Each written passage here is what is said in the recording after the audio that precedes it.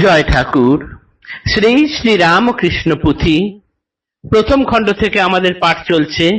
গতকাল থেকে আমরা পাঠ শুরু করেছি হনুমানের সঙ্গে খেলা এই অধ্যায়টি ছোট, আজকে পাঠ করলে এই অধ্যায়ের পাঠ শেষ হয়ে যাবে।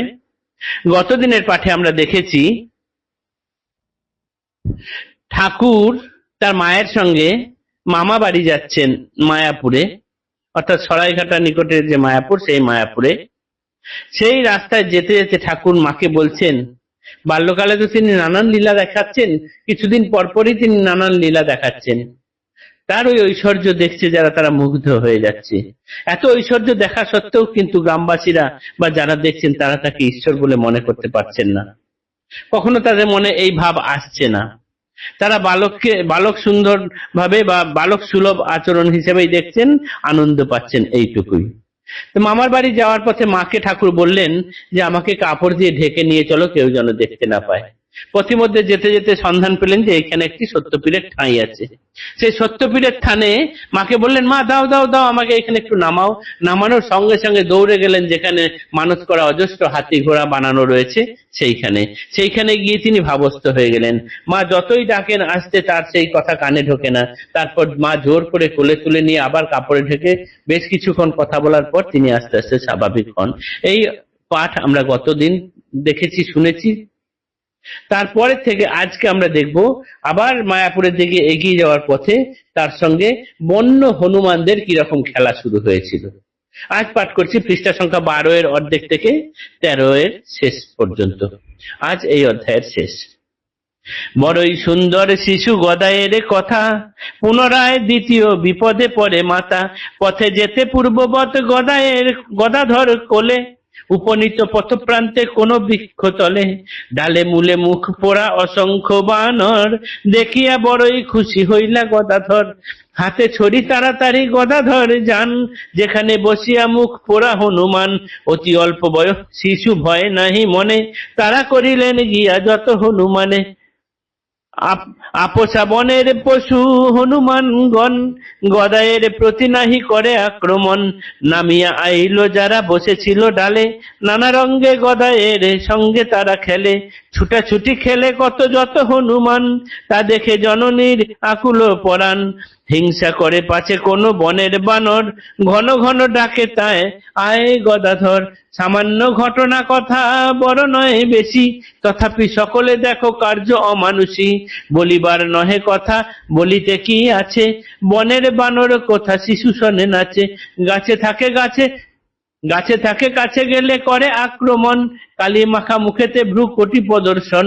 দেখো বিপরীত শিশু, দেখো বিপরীত রীতি, দেখো বিপরীত রীতি শিশু প্রভু শনে। পশুরূপী হনু সব চিনিল কেমনে, পশু অবতারে যত পশু পাখিগণ। ও প্রভু অবতারে যত পশু পাখিগণ, গুল্মলতা তরু কিংবা স্থাবর জঙ্গম। চেতন কি জড় দেহ যে কোনো আকার, জানি না কে কোন ভক্ত কোথা আছে তার। অতএব শুনো মন প্রভু অবতারে, হীন অধম তুচ্ছ জ্ঞান না করো কাহারে। জয় সদ্বুদ্ধিদাতা দয়ার সাগর, ধরাধামে শিশুরূপী প্রভু গদাধর।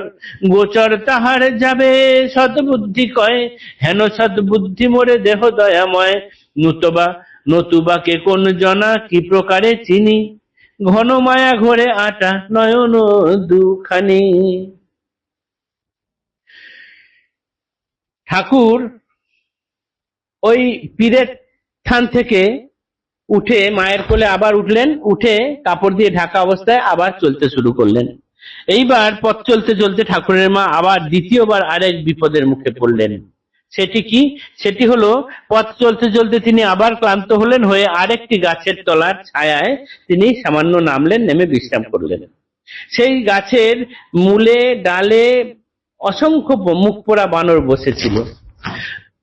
শিশু গদাই নেমে সেই বানর দেখেই সঙ্গে সঙ্গে একটি হাতে ছড়ি নিয়ে দৌড়ে গেলেন সেই বানরের দিকে, তেড়ে গেলেন।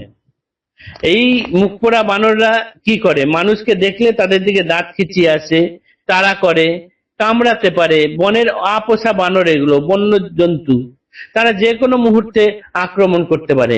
বালক বা ছোট ছেলে দেখলে তো আরো কোনো কথাই নেই, বড় মানুষ ছাড়া বা বেটা ছেলে মানুষ ছাড়া এরা কাউকে ভয় পায় না, এমনকি বড় মেয়ে মানুষ হলেও এরা বিশেষ ভয় পায় না। সেখানে অতটুকু ছোট্ট একটি শিশু, তাই হাতে লাঠি নিয়ে হ্যাট হ্যাট করে তেড়ে গেছেন। তেড়ে যাওয়ার সঙ্গে সঙ্গে কি হয়েছে, যে বড় হনুমানটা গাছের গোড়ায় বসেছিল, সে তার দিকে এসে তার সঙ্গে খেলতে শুরু করে দিল। সেই দেখে গাছের ডালে যে সকল বানররা বসেছিল তারাও নিচে নেমে এসে গেল। এইবার প্রতিকার ঠাকুরের মা কিন্তু ভয় পাচ্ছেন, কি জানি কি হয়, কোনো আপোষা বা পোষা তো নয়, সেগুলো সবই জঙ্গলের বানর, কোনো বানর এসে যদি তাকে আক্রমণ করে, তার দিকে ধেয়ে যায়, তাহলে তো খারাপ হতে পারে। সেই জন্য তার মা আকুল হয়ে অস্থির হয়ে ডাকছেন, চলে আয় চলে আয় করছেন, কিন্তু কে শোনে কার কথা। ঘটনাটি খুব সামান্য হলেও এই ঘটনাটি কিন্তু অমানুষিক ঘটনা, অর্থাৎ মানুষের পক্ষে ঘটনাটা ঘটানো একটু শক্তই আছে। পুথিকার এই কথাই বলছেন যে কোথায় বনের বানর, সেটাও একটি বাচ্চা ছেলের সঙ্গে নাচ করছেন, খেলছেন, কি অদ্ভুত ব্যাপার। এইরকম বিপরীত রীতি শিশু প্রভুর সঙ্গে কি অদ্ভুত ভাবে এই বনের বানররা খেলছে। বনের বানররা, এই পশুরূপী হনুমানরা কি করে চিনল ঠাকুরকে, যে এই তাদের প্রভু, রঘুবীরের মতো করে তাকে চিনে ফেলেছেন। প্রভু অবতারে যত পশু পাখিগণ, গুল্মলতা তরু কিবা স্থাবর জঙ্গম, চেতন কি জড় দেহ, কে কোন আকার, জানি না কে কোন ভক্ত, কোথা আছে তার। কে যে তার ভক্ত, কে কোথায় কি রূপে আছে, সেটা আমাদের চর্মচক্ষু দ্বারা বোঝা সম্ভব হবে না।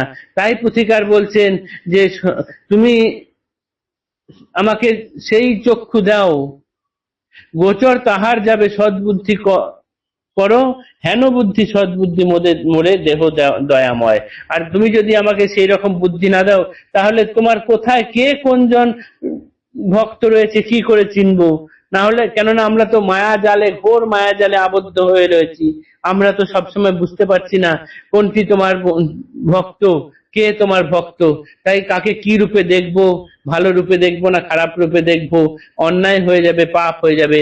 তাই হে দিন হীনাধম তুচ্ছ জ্ঞান, তাই বলছেন অতএব শুনো মন প্রভু অবতারে, হীন অধম তুচ্ছ জ্ঞান না করো কাহারে।